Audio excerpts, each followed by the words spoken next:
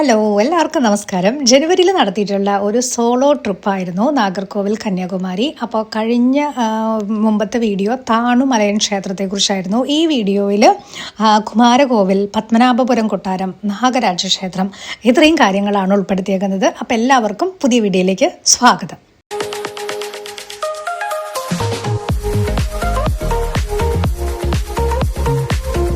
അപ്പോൾ നമ്മൾ അടുത്തൊരു ക്ഷേത്രത്തിലേക്ക് വന്നിരിക്കുകയാണ്.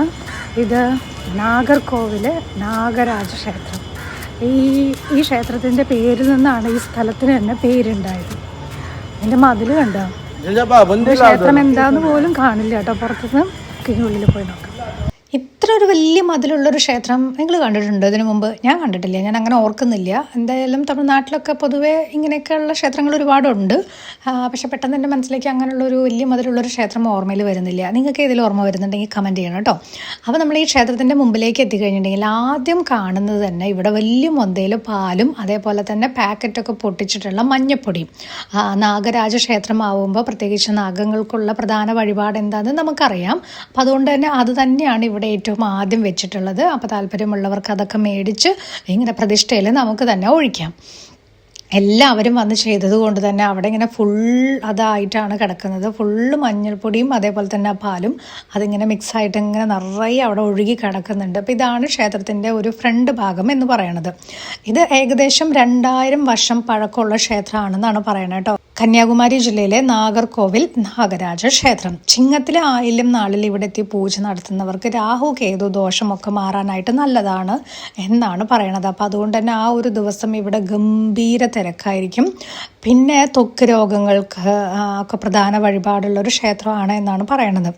ഉള്ളിൽ ക്യാമറ കാര്യങ്ങളൊന്നും അലൗഡ് അല്ല. വലിയ പ്രതിഷ്ഠയാണ് കേട്ടോ നാഗരാജാവിൻ്റെ. പിന്നെ അപ്പം നമ്മൾ ഉള്ളിലത്തെ കാര്യങ്ങളൊന്നും ഉൾപ്പെടുത്താനായിട്ട് പറ്റിയില്ല. തൊഴുത് പുറത്തിറങ്ങി. ഇതിൻ്റെ മതിൽ പുറത്തുനിന്ന് കാണുന്നേക്കാൾ അകത്തുനിന്ന് നോക്കുമ്പോഴത്തേക്ക് കുറച്ചും കൂടെ വലുതായിട്ടാണ് തോന്നുന്നത്. ഇതിൻ്റെ മുകളിലൊക്കെ കണ്ടോ കരിങ്കല്ലിൽ തീർത്തിട്ടുള്ള നാഗപ്രതിഷ്ഠകളാണുള്ളത്. ഇത് പുറമേ നിന്നുള്ളവർ കൊണ്ടുവന്നിട്ടുള്ളതാണോ അതോ ക്ഷേത്രത്തിലുള്ളവർ വെച്ചിട്ടുള്ളത് തന്നെയാണോ എന്ന് അറിയില്ല കേട്ടോ.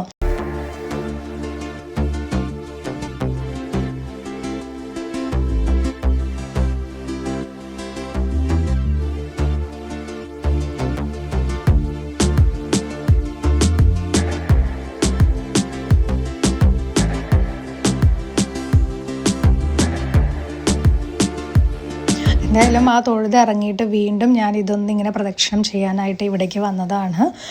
2-3 ഭാഗങ്ങളിലായിട്ടാണ് ഇങ്ങനെ ഫുൾ പ്രദക്ഷിണം ചെയ്യാനായിട്ട് അത് ഒരുക്കിയിട്ടുള്ളത്. അപ്പോൾ അവിടെയൊക്കെ ഇങ്ങനെ എല്ലാവരും ഈ വഴിപാട് ചെയ്യുന്നവരാണ്. ഇത് നമ്മളുടെ ഒരു സംതൃപ്തി അല്ലെങ്കിൽ നമുക്ക് എന്തെങ്കിലും വഴിപാട് ചെയ്യാൻ എന്തെങ്കിലും പ്രാർത്ഥന കൊണ്ട് അങ്ങനെയൊക്കെ ചെയ്യുന്നവരായിരിക്കുമല്ലോ കൂടുതലും ഉണ്ടാവുക. എന്തായാലും അവിടെ നിന്നും നമ്മൾ നേരെ പിന്നെ അടുത്തെത്തിയിരിക്കുന്നത് വേളിമല കുമാരകോവിൽ ക്ഷേത്രം എന്ന് പറയുന്ന ഈ ഭംഗിയുള്ള ഒരു ക്ഷേത്രമാണ്. അപ്പോൾ ബാക്ക് സൈഡാണ്. ഇവിടെയാണ് ഞാൻ ബസ് ഇറങ്ങിയത്.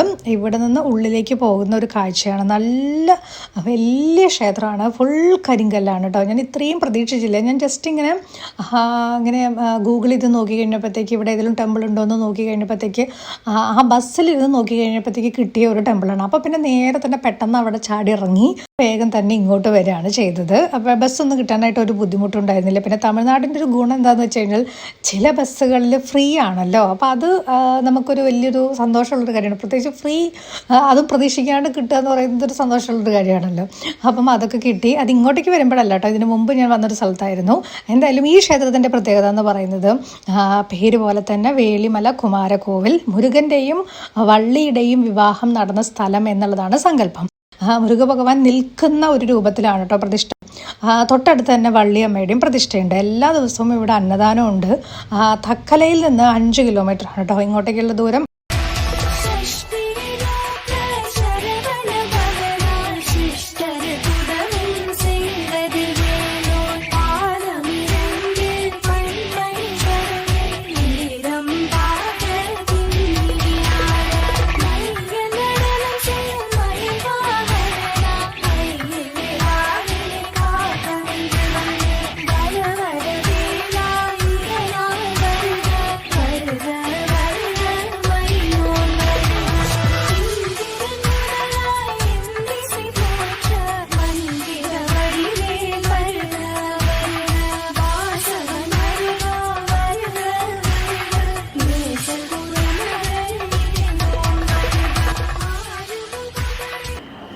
ഏതോ ഒരു കാട്ടിലുള്ള പോലെ ഇല്ലേ. അപ്പോൾ ഈ ക്ഷേത്രത്തിൽ വന്നു കഴിഞ്ഞപ്പോൾ ഇവിടെ ഊട്ടുണ്ട് എന്ന് പറഞ്ഞു. അപ്പോൾ വന്നതാ. നോക്ക് ബാക്ക്ഗ്രൗണ്ടൊക്കെ കണ്ടോ? ഒന്നും കാണില്ല അല്ലേ? ഞാൻ കാണിച്ചു തരാം കേട്ടോ. നിറയെ കുരങ്ങന്മാരുമാണ്. ബാക്ക്ഗ്രൗണ്ടിൽ വലിയ മലയാണ്. അപ്പം അങ്ങനെ പെട്ടെന്ന് തന്നെ നമുക്കുള്ള ഭക്ഷണമൊക്കെ എത്തി. അങ്ങനെ ഭക്ഷണം കഴിച്ചു. ഒട്ടും പ്രതീക്ഷിക്കാതെയുള്ള ഒരു ഭക്ഷണമാണ് ഇവിടുന്ന് കിട്ടിയത്. ശരിക്കും ഈ തമിഴ്നാട്ടിലെ ക്ഷേത്രങ്ങൾ ഒരു രക്ഷയില്ല കേട്ടോ. ഉള്ളിലുണ്ടല്ലോ, അതായത് പഴയ വീടുകളൊക്കെ നമ്മളിങ്ങനെ ഉള്ളിലേക്ക് ഇങ്ങനെ പോയി കുഞ്ഞു കുഞ്ഞു അറകളും റൂമുകളും ഒക്കെ ആയിട്ട് നമ്മളിങ്ങനെ കാണില്ലേ, അതുപോലെയാണ്. അതിൻ്റെ ഉള്ളിലൊരു പ്രതിഷ്ഠ ഉണ്ടോ എന്ന് തന്നെ നമുക്ക് സംശയം തോന്നും. അങ്ങനെ ഉള്ളിലോട്ട് പോയിട്ടാണ് ഓരോ പ്രതിഷ്ഠയും. ഇവിടെ എനിക്ക് തോന്നുന്നു കുറേ മലയാളികളും ഉണ്ട് കേട്ടോ. കാര്യം കന്യാകുമാരി പണ്ട് കേരളത്തിൻ്റെ ആയിരുന്നു എന്നാണല്ലോ പറയുന്നത്. അപ്പോൾ എന്തായാലും ഇവിടെ കുറേ മലയാളികളും താമസിക്കുന്നുണ്ടെന്നാണ് പറയണത്. ഇപ്പം ഞാൻ ബസ് കാത്ത് നിൽക്കുകയാണ്. അതായത് ഈ ക്ഷേത്രത്തിൻ്റെ ബാക്ക് സൈഡിലാണ് നമ്മൾ ബസ് വന്നിറങ്ങിയത്. അപ്പോൾ അവിടെ തന്നെ ബസ് കിട്ടും തക്കലേക്ക്. പിന്നെ ഈ പത്മനാഭ കൊട്ടാരം കാണാമെന്നുള്ളതാണ് അടുത്ത പരിപാടി. അപ്പോൾ അതിന് വേണ്ടിയിട്ട് ബസ് വെയിറ്റ് ചെയ്യുകയാണ്. ബസ് വരുന്ന സ്ഥലം ഞാൻ ഒന്നുകൂടെ കാണിച്ചു തരാം കേട്ടോ. അങ്ങനെ ഞാനിങ്ങനെ ബസ് കാത്ത് നിൽക്കുകയാണ്. അപ്പോൾ എനിക്ക് കൂട്ടായിട്ട് 3-4 ചേച്ചിമാർ ഇവിടെ ഉണ്ട്. അവർ ക്ഷേത്രം അടച്ചിട്ടും പോയിട്ടില്ല. ഇങ്ങനെ മക്കളുടെയും മരുമക്കളുടെയും ഒക്കെ കുറ്റം പറഞ്ഞിങ്ങനെ ഇരിക്കുക കേട്ടോ. സത്യമായിട്ടും അവർ ചെയ്യണത് ശരിയല്ല, ഇവർ ചെയ്യണത് ശരിയല്ല എന്നൊക്കെ പറഞ്ഞിട്ട് ഇങ്ങനെ പറഞ്ഞുകൊണ്ടിരിക്കുന്നത് ഞാൻ കുറച്ചേരൊക്കെ ഇങ്ങനെ കേട്ടു. പിന്നെ ഇങ്ങനെ എന്നിട്ട് ഒരാൾ അതിനകത്ത് എന്നോട് പറഞ്ഞു, ഒറ്റയ്ക്കല്ലേ വന്നത്, വീട്ടിലേക്ക് വേണമെങ്കിൽ വന്നോളൂ, നാളെ പോകാമെന്നൊക്കെ. ഭയങ്കര സ്നേഹമായിട്ട് തോന്നി കേട്ടോ. എന്തായാലും അതൊക്കെ ആസ്വദിച്ച് അല്ലെങ്കിൽ വർത്താനമൊക്കെ കേട്ട് അവിടെ ഇരുന്ന് കുറച്ച് കഴിഞ്ഞപ്പോഴത്തേക്ക് എൻ്റെ ബസ് വന്നു. ഇനി ഇവിടുന്ന് ഞാൻ നേരത്തെ പറഞ്ഞല്ലോ, ഇവിടുന്ന് നേരെ നമ്മൾ പത്മനാഭപുരം കൊട്ടാരത്തിലേക്കാണ് പോകുന്നത്. അത് ഞാൻ ഇതുവരെ കണ്ടിട്ടില്ല. നമുക്കറിയാമല്ലോ തമിഴ് സിനിമകൾ, അതേപോലെ തന്നെ നമ്മുടെ സ്വന്തം മണിച്ചിത്രത്താഴ്, ഇതൊക്കെ ഷൂട്ട് ചെയ്ത പല ഭാഗങ്ങളും ആ കൊട്ടാരത്തിൻ്റെയാണ്. അപ്പോൾ അതുകൊണ്ട് അതൊന്ന് കാണണം എന്നുള്ളത് കുറേ കാലത്തൊരു ആഗ്രഹമാണ്. അപ്പോൾ ഇത് നമ്മളുടെ കേരളം, അതായത് തമിഴ്നാട്ടിലാണ് ഇരിക്കുന്നെങ്കിലും കേരളത്തിൻ്റെ ആണ് ഇതിൻ്റെ കാര്യങ്ങളെല്ലാം നോക്കുന്നത്. അപ്പോൾ നേരെ തന്നെ നമ്മൾ വലിയൊരു ബോർഡൊക്കെ കണ്ടു പുറത്ത്. ആ ബോർഡ് കടന്ന് നമ്മൾ ഉള്ളിലേക്ക് കടന്നു കഴിഞ്ഞിട്ടുണ്ടെങ്കിൽ എൻട്രി ടിക്കറ്റ് കൗണ്ടറാണ് ഈ കാണുന്നത്. നമ്മുടെ ബാഗും സാധനങ്ങളും, ഞാൻ വലിയ ബാഗൊക്കെ ആയിട്ടാണല്ലോ വന്നത്, ആ ബാഗും സാധനങ്ങളൊക്കെ അവിടെ വയ്ക്കാനുള്ള കൗണ്ടറും കാര്യങ്ങളൊക്കെ ഉണ്ടായിരുന്നു. അങ്ങനെ ടിക്കറ്റ് എടുത്തു.